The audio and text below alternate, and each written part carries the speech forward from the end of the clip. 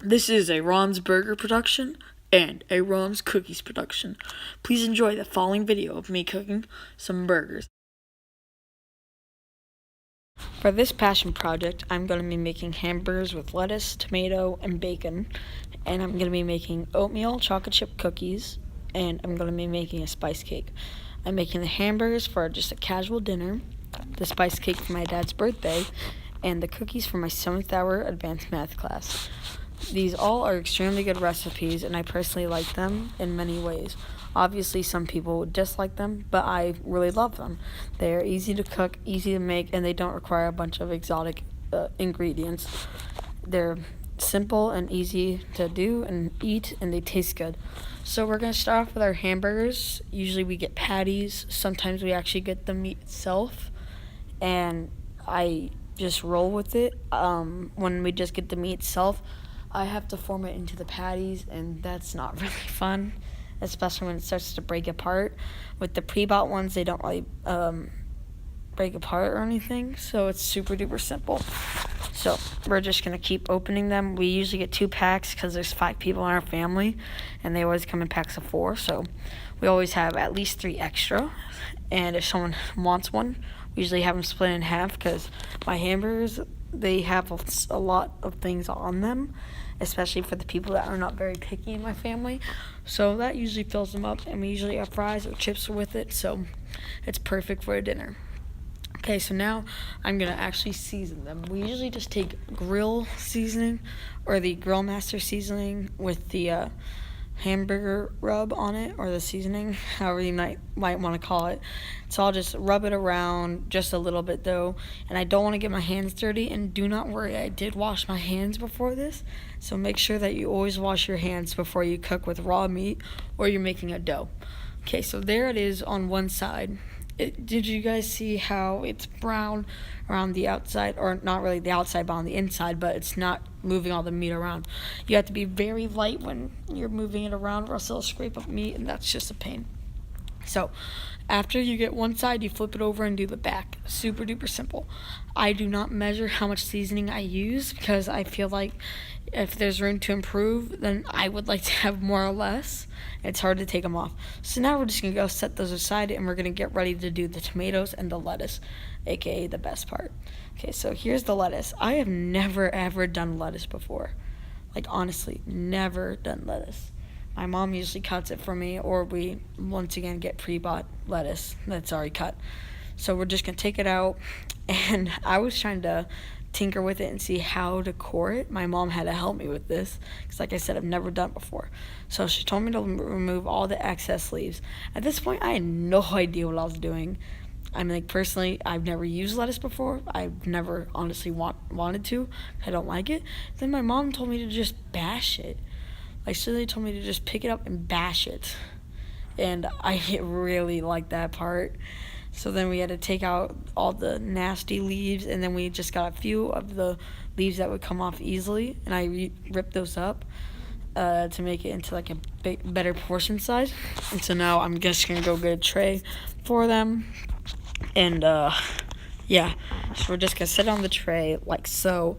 I'm only just going to take like good ones that I feel like are good enough to be eaten. And so I usually get a lot of those because everyone in my family likes having lettuce on theirs. And so now we're going to cut tomato. Now, for my family, we really do not like tomato on our burgers, and we're bigger fans of the lettuce and bacon. But there are 2 people in my family who really do like the tomatoes, so we're just going to cut that up.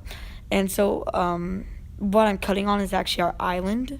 And so we use that as a mini cutting board because that's pretty much all it is.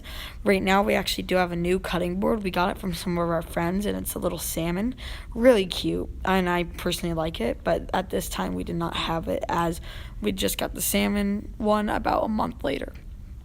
But so now we have our 3 pieces all cut up, and we're just going to go set those aside. And we're just going to set the lettuce and tomato to the side. Oops. I remember that. I dropped it, and I didn't even mean to. But now we're going to get our french fries ready. And so the thing is, we don't have a boiler at our home, or we don't have any potatoes at this time. So we just use french fries as shown here. So I'm just going to pour them out, get them all left or laid everywhere, and make sure that It looks nice. We usually use about half a bag for our dinners because we don't want a whole lot. So, okay, so now we're gonna have our bacon cook. This is just normal bacon. I chose raw bacon because I wanted to actually show you guys how it cooks.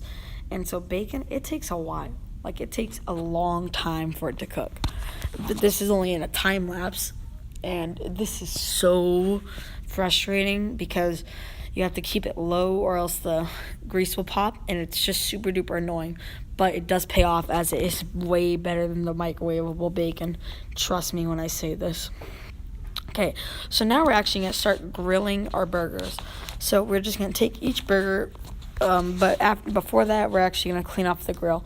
Because if it's not clean, it's kind of nasty, like really nasty. So all we got to do is just take steel iron. It's on our little grill cleaner, and we're going to take that. So our grill's around 500 degrees. It's losing heat, obviously, because it's open. But we're just going to take our burgers, and we're just going to plop them on there. Not really hard at all. Like, see? We just simply put them on there. So we just sit them on there in rows of 2, usually because we use both ovens. Or grills, better said. And now, as you guys can see, it is hot. Look at this. It's because of all that fat burning off. But don't worry. Everything's okay. We didn't have to use any water or my squirt bottle, which is filled with water, and I usually use that for cleaning. But don't worry, it's clean water. It's just plain out water. But we were about to squirt the flame with it, but we didn't need that. So now we're just going to flip all the burgers just once, and we're going to shut it up again. Now we're going to flip the burgers again. And there's my dog. He usually likes taking the ones I mess up and they go on the ground. He's perfect for that job. So now we're just going to flip them over one more time. Then on the next flip, we're actually going to put the cheese, which is shown right here.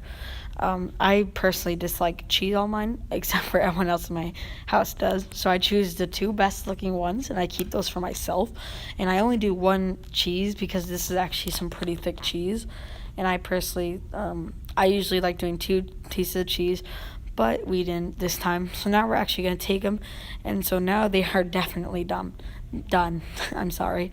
So we have to turn off the grill first just to make sure that's not running. Then we're just going to set them on our tray.